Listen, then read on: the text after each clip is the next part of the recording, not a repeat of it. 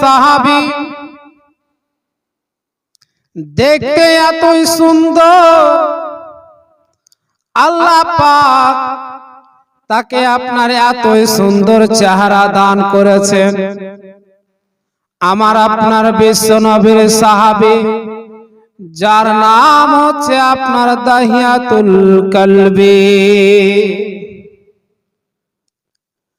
আইমে জাহিলিয়াতের যদি আপনি আমি ইতিহাস খুলে দেখি, তাহলে আপনারা আমরা বুঝতে পারবো যে সেই যুগে আপনার মেয়েদের কোনো মান সম্মান ছিল না। বাবারা আমার নিজের হাতে নিজের কন্যাকে জিন্দায় দফন করে দিত। দাহিয়াতুল কলবি নিজের হাতে নিজের কন্যাকে আপনার জিন্দায় আপনার কবর দিয়েছেন। মা হয়ে বাবা হয়ে নিজের কন্যাকে জিন্দায় কবর দিয়ে দিত করে বাবা। কোনো দয়া লাগতো না, কোনো মায়াও লাগতো না। বাবা হয়ে নিজের কন্যাকে জিন্দায় দফন করে দিত, কোনো দয়া লাগতো না, কোনো মায়া হতো না। দয়ার নবী মুস্তাফা সাল্লাল্লাহু তাআলা আলাইহি ওয়াসাল্লাম এই পৃথিবীর বুকে আসলেন।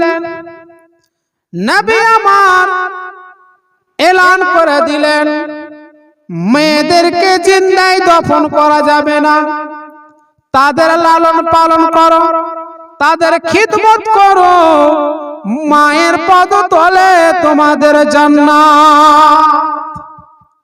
দয়ার নবী মুস্তাফা সাল্লাল্লাহু তাআলা আলাইহি ওয়াসাল্লাম মা বোনদের এতই সম্মানকে উঁচু করে দিয়েছেন রে বাপ। নবী আমার বলে দিয়েছেন, মায়ের পদতলে সন্তানদের জান্নাত। নবীর সাহাবী দাহিয়াতুল কলবি নিজ হাতে নিজের কন্যাকে আপনার জিন্দায় দফন করে দিয়ে যখন আপনার এই মিঠি মিঠি কলমা পড়ে ঈমান নিয়ে আসিল, আমার আপনার বিশ্ব নবীর দরবারে হাজির হইল। নবী আমার বলেন, ওরে দাহিয়াতুল কলবি, তুমি কলমা পড়েছো,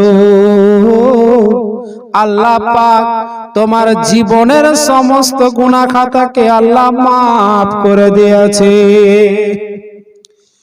তুমি কলমা পড়ে নিয়েছো, তুমি ইসলামের মধ্যে দাখিল হয়েছো, আমার আল্লাহ তোমার গুনাহ খাতাকে আল্লাহ মাফ করে দিয়েছে।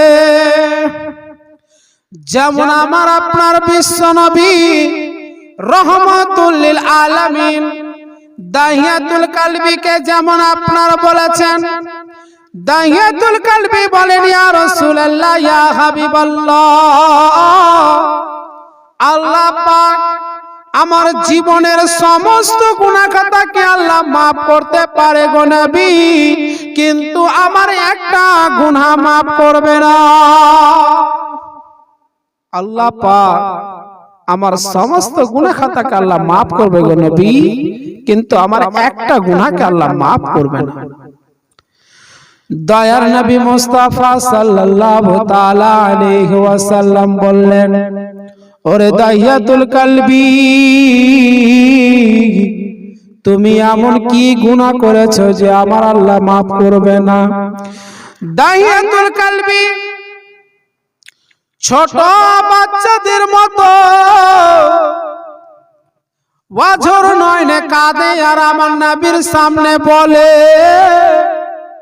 ইয়া রাসূলুল্লাহ, ইয়া হাবিবাল্লাহ, নবী গো, আমার স্ত্রীর গর্ভে যখন সন্তান আসিল, আমি বললাম, ও আমার প্রাণের স্ত্রী, তোমার গর্ভে সন্তান যদি পুত্র সন্তান হয়, মক্কা নগরের গলি গলিতে তুমি ঢোল বাজিয়ে দেবে, মক্কা নগরের গলি গলিতে তুমি খেজুর বিতরণ করে দেবে, খুশিতে ঝুমবে।